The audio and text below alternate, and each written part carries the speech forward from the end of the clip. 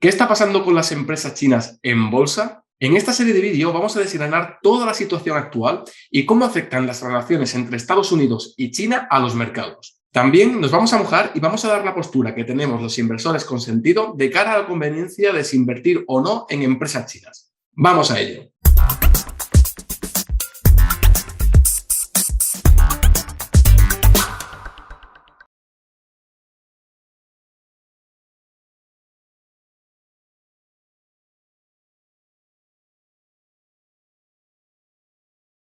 Hola inversores con sentido, hoy estamos haciendo un vídeo súper especial acerca de las empresas chinas, ¿no?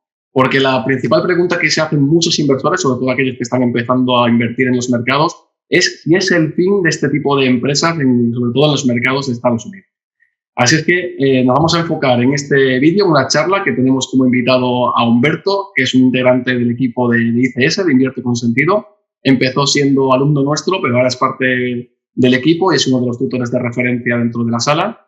Así es que, nada, Humberto, preséntate un poquito más y cuéntanos por qué estás tú aquí también con nosotros y quién eres tú para hablar también de todo lo que está sucediendo en los mercados chinos, en Estados Unidos, esa guerra comercial y todo lo que está pasando en nuestras inversiones chinas. Vale, muchas gracias, Jero. Sí, yo estoy en el equipo de Invierte con Sentido y bueno, me preocupó un poquito que entre finales del año pasado y principios del 2021, de este año, tuvimos como un proceso de euforia que afectó mucho a las empresas chinas en bolsa, ¿no? Y también a los índices. Acto seguido, pues tuvimos una caída muy fuerte. Entonces, pues bueno, yo empecé a preguntarme qué pasaba, ¿no? Y bueno, pues tú me dijiste la posibilidad de hacer, bueno, pues de intentar interesarme de qué estaba pasando, porque en ese momento la información, habían cosas, pero la información era muy, muy precaria, ¿no? Entonces a mí me motivó mucho porque yo soy licenciado en Ciencias Políticas y uno de los últimos trabajos que hice en la universidad iba a ser un intento de trabajo sobre China. Hablamos creo que del año 1997, si no recuerdo mal. Y en ese momento, al intentar hacer un trabajo sobre China, tuve un problema de que la información que tenía era muy sesgada, no era información de mucha calidad, era muy difícil encontrar información en aquel momento que fuera buena, que no fuera excesivamente, digamos, politizada, por decirlo de alguna manera, ¿no? Porque lo que me interesa es tener una visión de la realidad, no que alguien te oriente y te diga qué es lo que tienes que pensar, ¿no? Y intenté hacer el trabajo sobre China y vi que era muy complicado. Y también, bueno, pues al empezarlo me salió una cosa que yo no quería creer en ese momento, que es que, recordemos que a finales de los años 90 China llevaba ya un carrerón de crecimiento económico bastante bestia, pero nadie se podía imaginar que pasaría lo que pasaría, ¿no? Que incluso Estados Unidos ha acabado por, bueno, podemos decirlo claramente, por asustarse, ¿no? Digamos, de un poquito peligrar su hegemonía. Y en ese momento, bueno, pues no sabía que esto iba a pasar, pero me salía que lo estaban haciendo bien. Y claro, esta fue otra de las razones por las cuales no me atreví a hacer en ese momento ese trabajo. Y entonces hice un trabajo sobre Asia, sobre el sudeste asiático, en el cual China estaba incluido, pero bueno, incluía también Taiwán, incluía Vietnam, incluía Filipinas, si no recuerdo mal, bueno, los países de lo que llamaríamos Indochina, todo aquello. Y tenía la espinita con China. Entonces fue una buena oportunidad y bueno, pues se me encargó hacer un informe y tú, Jero, no sabías de este matiz mío y me lo tomé con muchas ganas y con mucha responsabilidad. Entonces recuperé lo que sabía, me puse otra vez al día y tuve en cuenta pues también mis conocimientos un poquito, todo lo que he avanzado como inversor, todo lo que conozco de los mercados de valores. También, bueno, he dicho que soy politólogo, pero mi principal orientación siempre ha sido tecnológica. Entonces, he recogido lo que ya tenía y la parte tecnológica me ha interesado mucho porque es una de las cosas que más potenciamos en Invierte con Sentido. ¿Por qué la potenciamos? Porque son las empresas que tienen mayor potencial de crecimiento. ¿Por qué tiene mayor potencial de crecimiento? Porque estamos en una megatendencia. La tecnología es una megatendencia desde hace mínimo 9 años, más, pero claramente 9 años. Y bueno, pues nada hace pensar que la tecnología dejará de ser importante, ¿no? Que los avances tecnológicos dejarán de ser importantes. Muchas empresas son altamente tecnológicas y bueno, pues yo me he especializado en ciencias políticas, en tecnología y en su momento también sobre China y pues he recuperado un poquito todo ese feedback que tenía y he conseguido encontrar información de bastante calidad, lo cual no es nada fácil.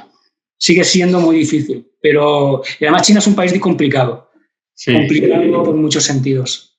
Sí, es verdad que la información no siempre es del todo transparente y bueno, al final es muy turbia y es muy difícil, ¿no? O sea, separar lo que es el trigo de la paja, bueno, pues en muchos campos, ¿no? En todo el aspecto de lo que es económico, macroeconómico y luego también a nivel de conflictos políticos con Estados Unidos, que también tiene lo suyo y también tiene mucho que ocultar también, ¿no? Sí. Así que, nada, yo creo que Humberto no puede haber una persona más adecuada para hacer este tipo de análisis como el que ha hecho y el que vamos a ir presentando a lo largo del vídeo. Y es la persona más adecuada en base a toda su formación, en base también a todo el conocimiento que ya tiene como inversor. Y vamos a ir viendo poco a poco y desgranando qué es lo que está realmente sucediendo. Antes de empezar a entrar en materia también, ¿no? Si alguno tiene interés de ver un poquito más la trayectoria que ha tenido Humberto en Invierte con Sentido, bueno, pues hay un vídeo específicamente en el que también hicimos una entrevista, con lo cual lo dejaremos también por arriba para que alguien que quiera verlo pues que le eche un vistazo. Y entremos ya en materia, ¿no? Vamos a ir desgranando todos los puntos del por qué estamos haciendo este vídeo, porque ya hemos estado viendo, sobre todo aquel que ya tenga un cierto contacto con el mercado, ya estará viendo que las empresas chinas se están corrigiendo muy fuerte. O sea, estamos teniendo unos meses de mucha volatilidad, unas correcciones muy fuertes. Ahora vamos a ir viendo exactamente por qué es lo que está pasando y cuál puede ser el futuro de este tipo de empresas, por lo menos también qué es lo que queremos nosotros, los inversores con sentido, y cómo vamos a afrontar nosotros esa situación. Y así es que nada, Humberto, pues si quieres empezamos a grande. Como somos inversores, yo creo que sería bien o que sería correcto ver un poco el big picture, ¿no? De lo que está pasando sobre todo en los mercados americanos con China y también en el propio mercado chino, ¿no? Así es que, nada, primero, pues Humberto, empieza si quieres presentando si crees que es el fin de estas empresas chinas en el mercado de Estados Unidos y mostrarnos también en pantalla bueno, pues, unos gráficos que yo creo que son muy ilustrativos para ver un poco desde dónde viene China y todo su potencial en los mercados bursátiles y hacia dónde va, ¿no? Y qué es lo que está pasando realmente ahora, ¿no? Así que sin más, Humberto, pues dale caña y vamos poquito a poco desgranando todos los puntos clave. Vale, os comento. Bueno, es un poco lo que os decía, ¿no? Que hemos tenido correcciones desde el mes de febrero, básicamente, y es verdad que China pues lleva muchísimo tiempo creciendo y creciendo muchísimo, ¿no? Entonces sí que es cierto que inicialmente podíamos pensar que la corrección podía ser una corrección lógica a todo el proceso de crecimiento que tuvo, sobre todo porque tuvo un proceso, yo calificaría, no sé si estoy totalmente lo cierto o no, pero prácticamente una euforia que hubo con este tipo de empresas con el cambio de año. Entonces, corregir pues podría ser lo normal, ¿no? Entonces, sí que hubo una corrección general del mercado, pero la corrección fue mucho más fuerte en las empresas growth, empresas de crecimiento, empresas pequeñas y empresas chinas. ¿Vale? Entonces se dio un poco una tormenta perfecta, ¿no? ¿Y qué estaba pasando, no? ¿Por qué estaba ocurriendo todo esto? Bueno, independientemente de que sí, que es cierto que habían cosas que tenían que corregir, lo cierto es que China empezó a desarrollar algunas políticas que hasta ahora eran un poco conocidas, ¿no? Yo creo que en China eran inexistentes, ¿no? Era el tema de las regulaciones, ¿no? Todos hemos oído hablar de las multas a Amazon, a Google, etcétera, etcétera. Y en China, pues esto era impensable, ¿no? Porque realmente lo que parecía que se buscaba eran empresas gigantescas capaces de competir con sus homólogos de otros países. Pues teníamos Tencent, teníamos Alibaba, teníamos JL, teníamos un montón de empresas gigantes y otras muchísimas pequeñas, ¿no? Entonces, pues bueno, pues seguramente esto es uno de los catalizadores que, luego lo veremos, que ha producido esta situación. Pero volviendo a lo que me comentabas del Big Picture, ¿vale? Voy a intentar, compartir. Eso es, preséntanos en pantalla un poquito cuál es el panorama de los índices y vamos a ir viendo un poco de dónde vienen esas correcciones, si es la primera y si será la última. Así que preséntanos en pantalla. Bien. Vamos a hacerlo bien grandote. Ahí está. Vamos a ver, este gráfico que veis aquí es la bolsa china con más historial que tenemos en este momento, menos y sólida, digamos, que es la bolsa de Hong Kong. ¿Vale? Y vemos el inicio de la bolsa de Hong Kong, de la cotización, el 1 de diciembre, en diciembre del año 1987. Y aquí vemos la actual corrección. ¿Vale? Entonces, ¿qué me llama la atención poderosamente? Bueno, pues... Humberto, antes de nada, estamos mostrando velas mensuales, ¿verdad? Perdón, sí, son velas mensuales. ¿Vale? Estamos teniendo lo que llaman el big picture, es qué está pasando, ¿no? Porque a veces, cuando tenemos correcciones fuertes, pensamos que es el fin del mundo. Y cuando vemos estas correcciones desde lejos, pues nos damos cuenta de cosas. Y además cosas que son pues, muy interesantes, ¿no? Y estas cosas tan interesantes son estas que voy a señalar ahora mismo, ¿no? Bueno, decíamos que comenzó en el 1987 y vemos que en el momento en que empieza la media de 200 meses, tenemos una corrección más o menos, llega a alcanzar prácticamente esta media. En el año 2008-2009, tenemos otra corrección a esta media de 200 meses. Vemos que tiene que ver con crisis esto. Vemos también que en el año 2016-17 también también se acerca a esta media. Y el coronavirus también se acerca a esta media, ¿vale? Esta es la caída del coronavirus. Vale, lo que vemos es que es el mercado de Hong Kong, curiosamente, por arte de magia, seguramente, bueno, irónico, ¿no? Ha tenido una tendencia fuertemente alcista durante por lo menos desde los años, desde el 91, desde el principio de los 90, ¿no? Ya era fuerte antes. Lo que pasa es que este trozo de aquí, ¿vale? El trozo inicial del periodo de cotización, pues parece, bueno, vemos esta increíble caída que hubo en este momento. Eso fue increíble, fue grandísima. Pero lo que nos interesa es ver que la brutal subida que lleva este índice en todos los años 90, exagerado, una cosa grandiosa. Y esto tiene que ver también con la propia realidad de la economía china. La economía china ha crecido muchísimo y las bolsas, se han creado muchas grandes empresas a nivel mundial, tanto de pues, industriales, logística, informática, de todos sus aspectos, hardware, software, plataformas, un montón de tipos de empresas que cada vez de calidad y en crecimiento, que de ser nada se han convertido en referentes mundiales y muchas son conocidas, como puede ser Alibaba, como puede ser Tencent, como puede ser JD también. Aquí quizás esta es un poquito menos conocida, Lenovo, que compró la división de portátiles de IBM. Bueno, el crecimiento ha sido exagerado. Entonces, el gráfico nos muestra este enorme crecimiento y vemos cómo cada vez que tocaba esta media de 200, pues ha ido formando una directriz alcista, ¿vale? Que es la que está dirigiendo el precio. ¿Vale? Entonces vemos, voy a hacer un poquito de zoom, esta fue la caída del coronavirus, ¿vale? Que aquí sobrepasó la media de 200, pero tocó clavada la directriz, ¿vale?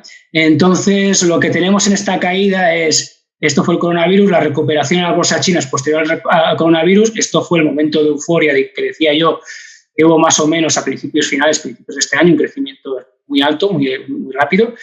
Y posteriormente esta caída, una caída que nos llevó a la media de 100 meses aproximadamente, ¿vale?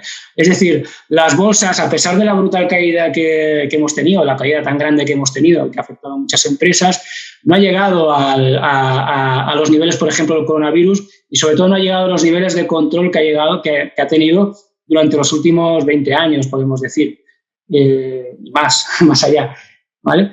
Y esto es importante verlo en perspectiva. Aquí tenemos la caída del mes de julio.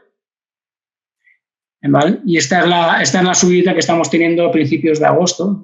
Hoy estamos, me parece que a día 2, ¿vale? Con lo cual parece que la caída después de la media de 100 ha quedado en control y bueno, pues ahora a ir siguiendo, ¿no? Ha quedado frenada la bajada por la media de 100 meses, aparentemente, y bueno, en principio nada, no parece que vaya a llegar al punto donde ha llegado cada muchos años. Es difícil pensar que vuelva a llegar tan rápidamente otra vez a esta media o a esta directriz alcista.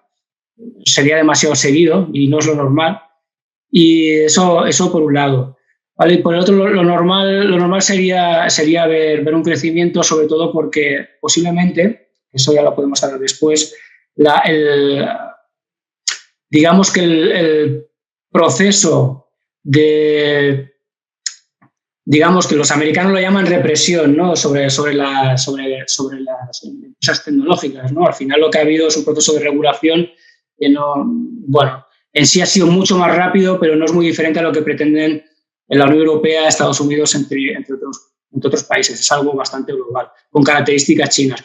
Con lo cual es muy posible, que la caída en las empresas ya haya sido recogida. Exactamente, sí, ya iremos viendo y tratando punto por punto más en detalle de qué es lo que está pasando, pero ya vemos, ¿no? Que ya solamente viendo el gráfico, ¿no? En ese big picture, bueno, pues que es verdad que las correcciones existen, han existido y seguirán existiendo en todos los mercados y en todas las empresas, nada sube de forma indefinida eternamente y evidentemente pues, las empresas chinas también lo están haciendo y el índice chino se ve claramente igual, ¿no? Sin embargo, es lo que comentas, está todavía un poco lejos de lo que es el soporte principal de esa megatendencia, que no sería de extrañar que lo volviera a testear por todos estos revuelos que se están produciendo últimamente, pero de momento parece que ha habido un freno y no ha querido profundizar todavía un poquito más, frenándose con esa media de 100 meses, ¿no? Así es que... tengamos también en cuenta que en este periodo se han juntado muchas cosas, por ejemplo, también pues un periodo un poco de escalada de la tensión con la nueva administración Biden. Exacto. ¿Vale? Digamos que la nueva administración Biden, ya lo hablaremos, pero ha cambiado un poquito la estrategia, pero la dureza para impedir que China sobrepase a Estados Unidos pues sigue existiendo, ¿no? Entonces, pues bueno, esta dureza, este control regulatorio y seguramente esta subida tan fuerte ha motivado una bajada que, bueno, parece que está en control, es lo que comentabas. Pues podría ser que se quedara, que testeara, pero ahora mismo no parece lo más probable. Todo es posible, pero no parece lo más probable. Exactamente. Y bueno, volviendo, digamos, al inicio, para entender un poco todo el contexto de qué es lo que está sucediendo, hay que saber bien de dónde procede China, ¿no? De dónde viene y hacia dónde va y cuál ha sido su evolución. Así que nada, Humberto, si quieres, cuéntanos un poco cómo ha sido todo ese proceso que ha estado experimentando esta gran potencia a día de hoy. Sí, todo el mundo recuerda a China con el maoísmo, con un periodo económico, en el cual, China era un país pobre. A finales, en los años 70, China era un país muy paupérrimo en muchas regiones, muy pobre en otras regiones. Y pues hubo un cierto proceso de cambio dentro del partido en el poder, del partido gobernante, el partido único prácticamente, que es el Partido Comunista, en el cual pues se vino a redefinir un poquito qué es lo que se quería para China, ¿no? Entonces,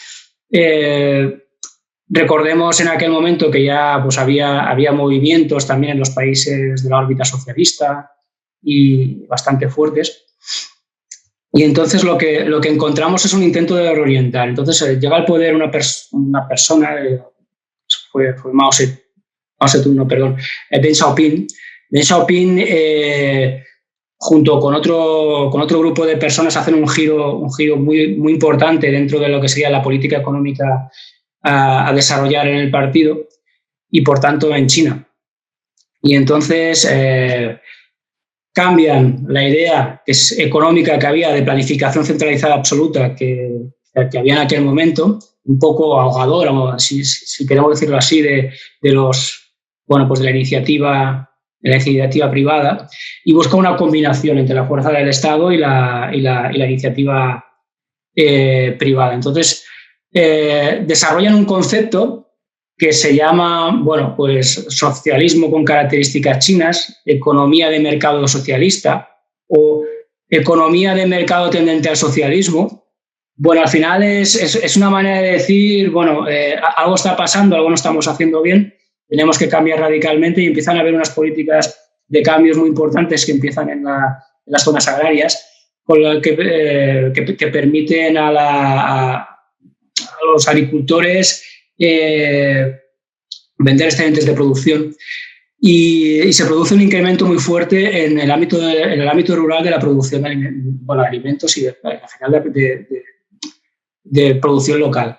Esto, estamos hablando del año 1979, cuando Deng Xiaoping sube al poder, y él tenía una frase que a mí me encanta, yo la repito mucho, que me quedó en ese momento del año 97 que decía que hice el estudio y me gustó muchísimo, que es: da igual si el gato es blanco o es negro, lo importante es que cace ratones. Y define mucho, seguramente es una característica muy china, ¿no? Son gente que me da la impresión de que son muy prácticos, ¿no? Muy pragmáticos, totalmente. Absolutamente, ¿no? Y deciden que lo que tienen pues no funciona, ¿no? Y lo cambian, pero lo cambian a lo bestia. Y entonces empiezan por el campo y empiezan también después por procesos de liberalización de precios, desregulación de precios, desregulación de algunos sectores. Comienzan a abrirse, dan facilidades a la inversión extranjera, comienzan a permitir e incluso incentivar la creación de empresas privadas, sobre todo en determinadas zonas. Debemos entender cómo, y esto es muy importante, cómo China afronta sus procesos de desarrollo. Ellos experimentan. Ellos cogen una zona y permiten a los gobiernos locales experimentar. Normalmente suelen hacer eso. Y de ahí pues van cogiendo, aprenden y van trasladando estas mejores prácticas a otras zonas. Entonces, se van creando lo que se denominan zonas económicas especiales. Por ejemplo, en Shenzhen tenemos varias, ¿no? Por ejemplo, ahora mismo tenemos 2 zonas primordiales económicas dentro de China, que sería el estuario del río de las Perlas y el delta del Yangtze, el río Yangtze. Y bueno, aparte de la zona de Pekín y Shanghái, que no está bien en el delta, y son las zonas económicas, digamos, bueno, pues que tiran bastante del país. Pues todos estos procesos se han ido desarrollando como más o menos en pequeñito, y han crecido hasta encontrarnos pues una ciudad de pescadores convertida en una megápolis, ¿no? Como tenemos en Senegal, al lado de, digamos, en este caso de Hong Kong, ¿no? Cogieron un poquito una ciudad que no era nada, y ahora es una megápolis en una de las zonas más vibrantes, si no la que más, del mundo a nivel de crecimiento económico y de qué es lo que está pasando, ¿no? En todo el mundo. Y esta es la manera un poquito en que han ido enfocando, ¿no? Experimentando, han protegido. Al principio, cuando tenían que entrar en las empresas extranjeras, pues se tenían que hacer digamos, alianzas con empresas locales. Eso les ha permitido generar un tejido propio, porque imaginemos ahora que un país quiere competir con Google. Es imposible, nadie puede sacar un Google. Entonces ellos se enfocaron en la idea de que tenían que tener empresas propias, iniciativa privada, pero empresas propias que han ido creciendo. Y han ido creciendo en ámbitos como es la industria. Claro, es que tenemos China como la fábrica del mundo, se le conoce así, y no existiría tal fábrica del mundo sin la mayor logística del mundo. Justo. Y sin la mayor flota mercante del mundo. Es imposible, con lo cual nos podemos dar una idea de hasta qué punto se ha desarrollado todo esto. También, al amparo de todo esto, pues perdón si me estoy enrollando un poquito, el sistema educativo también se ha desarrollado. Bueno, nos metemos mucho con los chinos, no sé por qué, porque realmente su sistema educativo podemos quejarnos, pero no es peor que el nuestro, y saca ingenieros a millares y crean empresas de tecnología a millares. Y tanto es así que voy a dar un dato que he visto estos días, que no sé si acá, bueno, es un poco exagerado, pero bueno, que dice que el 40% del PIB de China es economía digital. Bueno, por eso creo que lo digo todo, y porque hasta qué punto el gobierno puede estar preocupado por esta situación, y no tanto por el poder, que seguramente, bueno, vamos a engañar, seguramente también, pero también tiene esta creación de superempresas tiene efectos distorsionadores claros dentro del mercado e inhibe claramente la creación de empresas, digamos, innovadoras, ¿no?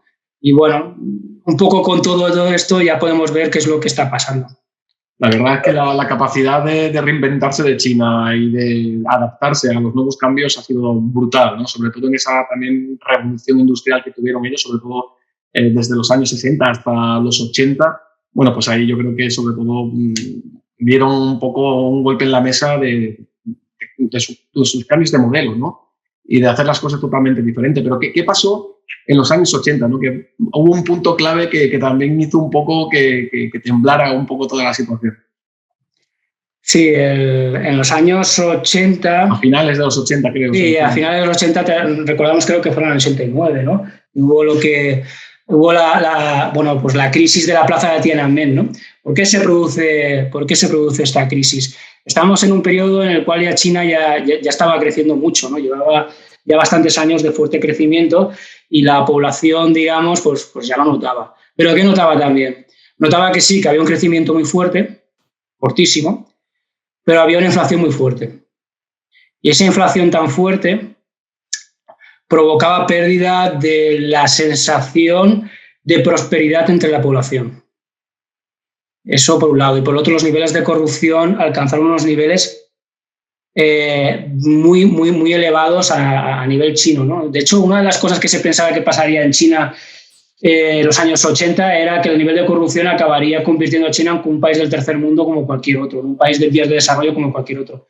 Y eso no ha pasado. Entonces, a raíz de esta crisis, pues el Partido Comunista tomó buena nota. Entonces, hay dos elementos que fueron claves. Una fue la lucha contra la corrupción, que fue, yo diría que despótica. Yo tengo todavía en la cabeza imágenes de los escarmientos a los corruptos y no sé si es de anterior o no, pero tengo una imagen en la cabeza de alguien fusilado, pero no sé si es de esa época o es anterior. Lo tengo en la cabeza. Pero supongo que debía ser anterior. Y entonces la lucha contra la corrupción fue bestial. No digo que no exista ahora, pero la sensación que tiene la población china me consta que no es esa. Que no es la que vive en un país especialmente corrupto. Vaya, no digo que con estos niveles de crecimiento es imposible que no lo sea. Y la otra es, y también es importante y mucho, es que cualquier sistema político, todos, necesitan que la población tenga la sensación de perspectivas de mejora de su calidad de vida. No digo que la tenga en ese momento, digo perspectivas de mejora de su calidad de vida. La sensación, que no se quiere decir tenerla, ¿no? La sensación del estado de bienestar es súper importante. Sí, la sensación de que vamos hacia arriba, ¿no? De que tengo futuro, ¿no? De que mis hijos tendrán futuro, de que qué pasará conmigo. Toda esta sensación crea, digamos, mucha incomodidad mental, digamos, por decirlo de alguna manera, produce mucha incomodidad en la gente. ¿Y qué provoca? Pues provoca inestabilidad política. Acaba provocando que si los resultados no son los adecuados, pues el sistema político se ve contaminado por los problemas económicos, ¿no? Muchas veces aquí, pues parece que no nos damos cuenta, ¿no? Pero seguramente parte de los problemas políticos que tenemos o de la crisis política tiene que ver con que no existe esta sensación. A mí es una opinión muy personal, también lo debo decir, pero es verdad que se han ensayado cosas como transparencia, como participación, etcétera, etcétera, pero yo creo que, sinceramente, si la gente tuviera esta perspectiva de que va a ir muy a mejor, pero mucho, estos temas sí que tendríamos gente que protestaría, sí que tendríamos gente que no estaría de acuerdo, etcétera. Pero el global de la población no creo que cuestionara el sistema político. De hecho, en China, ahora mismo tenemos un periodo en el cual el partido único tiene unos niveles de confianza de la población y de aceptación más elevados. ¿Por qué? Por este crecimiento económico y por la sensación de que tienen que en el coronavirus, primero que les han vapuleado, eso también la tienen, eso es cierto, sea cierto, bueno, yo no voy a entrar en ese tema, pero cómo ha pasado, qué ha pasado, ni lo sé, ni realmente, sinceramente, me interesa bastante poco, porque a fin de cuentas ha pasado y punto. Y la sensación de que ellos han actuado mejor que otros, que les daba lecciones. Y había gente que pensaba que esto iba a ser el fin de de la economía china, etcétera, etcétera, y al final ha salido reforzada. Han sido los primeros en salir de la crisis. Cuando tienen un brote, eso sí, actúan con una contundencia tecnológica también bestial, pero es la población, hasta donde tengo yo entendido, la que obliga al resto de la población a acatar las normas. Una conciencia social súper importante que ellos tienen y a lo mejor en los países europeos o americanos no la tenemos igual, ¿no? No sé si yo creo que, a ver, no digo que sea perfecto. China es un país muy grande, con unas densidades de población, unas ciudades con una densidad de población exageradas, y podemos encontrar de todo. Sí, pero yo no estoy de acuerdo con esta idea que a veces pulula de que los chinos dejan morir a la gente cuando hay una inundación, que dijo la BBC y cosas por el estilo. Desde la más absoluta neutralidad, porque no es un tema que ni me va ni me viene, pero yo lo que he estado estudiando estos tiempos es todo lo contrario. Otras provincias se vuelcan con la provincia X cuando dan ayudas, utilizan sus super aplicaciones tipo WeChat para donar dinero, para diferentes proyectos que se generan desde Internet, desde diferentes tipos de iniciativa. También es un país muy grande y es normal también que pasen este tipo de cosas. No acabamos de entender, yo creo que nos cuesta, ¿no?, entender que es un país más grande en tamaño que Estados Unidos. Es un país más grande que Estados Unidos en territorio, más pequeño que en Canadá, que Canadá es el tercero más grande del mundo. Y de momento todavía, hasta donde yo sé, es el más grande, con el permiso de India, que va lanzado a nivel de población, pero es el más grande a nivel de población también. Entonces, todo este tipo de cosas lo tenemos que tener en cuenta para entender la idiosincrasia china. Y todo este crecimiento, Humberto, que ha tenido China, en cierta medida está poniendo contra las cuerdas a Estados Unidos, ¿no?, que en cierta medida también se ve un poco amenazada por la propia potencia china. Entonces, sí, cuéntanos un poco cuáles son los hilos conductores que abarcan todo este complejo entramado de la situación actual. Es cierto, bueno, se vio muy claramente. Antes ya con la época de Obama ya se hablaba de que la influencia china era demasiado grande y se creaban unas situaciones un poquito complicadas, pero que no llegaban a ser tan exageradas como fueron después con la subida de Trump al poder, ¿no? Trump recogió el tema de, digamos, la entrada de productos chinos a su mercado, después la irrupción tecnológica. Recordemos que vetó a Huawei porque iba por delante de todo el mundo en tecnología 5G y lo consideraron un problema de seguridad nacional. Y bueno, pues recordamos los tweets y recordamos, pues que teníamos momentos de altísima tensión y momentos de muy baja tensión, ¿no? Eran como picos de tensión muy, muy, muy elevados, ¿no? Y que bajaban rápidamente, ¿no? Y se produce un cambio con la administración Biden, en la cual estos picos no existen. La preocupación, la tensión es fuerte. La tensión con la administración Biden sigue siendo fuerte y ha asumido la administración Biden un poquito esta idea que hay en la sociedad americana de que China, pues hay quien habla, ¿no?, de que en 2050, 2040 o 2030, incluso antes, puede superar a Estados Unidos, ¿no? Ellos mismos los propios chinos consideran que en 2040, me parece que tenían la idea, 2021 serían un país rico, más o menos, bastante rico, y en 2040 creo que consideraban que podían ser un país muy rico a nivel capitalista, ¿eh? No estoy hablando todavía de que igual, independientemente de que haya quien tenga sus ideas de que eso se tiene que convertir en otro tipo de economía, ellos hablan de que actualmente su perspectiva es ser un país muy rico en el año 2040, 2050 aproximadamente. ¿Y qué está pasando? ¿Qué ocurre con esto? Pues que tenemos muchas empresas chinas que han entrado, ya no solamente la venta de productos, digamos, baratos, ¿no?, que es la idea que teníamos, ¿no? Vamos al chino, compramos plástico y se rompe para el niño, para que juegue en la playa, que dure 3 días. Pues empezamos y resulta que compran Lenovo, ¿no? Vale, la filial de IBM de portátiles, bien, vale. Tenemos empresas como Alibaba, también de comercio. Si alguien, no digo entrar en AliExpress, que forma parte de Alibaba, pero si alguien entra en Alibaba será muy divertido ver cómo puede comprar un autobús. Se lo traen. por barco, supongo, y puede comprar todas las piezas que lo componen. Y quien habla de un autobús habla de cualquier cosa, ¿no? Y esto es una empresa, una única empresa que es capaz de tener un portal web que te permite comprar lo que quieras. Pero exagerado. Y además traértelo. Te lo trae y tú te puedes montar un autobús en tu casa o una casa misma, ¿por qué no? Puedes hacer lo que quieras. Y eso es algo que la tecnología permite que antes era imposible, ¿no? Y eso habla un poco de la capacidad de desarrollo tecnológico, de desarrollo económico, desarrollo industrial, desarrollo logístico, desarrollo de sus flotas de transporte que ha tenido China. Y esto es necesario entenderlo. Y también es necesario entender el nivel de interdependencia que tiene China con Occidente. También es importante. En cualquier caso, veníamos por el tema, por ejemplo, de que ya no estábamos en productos baratos, ni siquiera en productos tecnológicos, ni siquiera en productos industriales.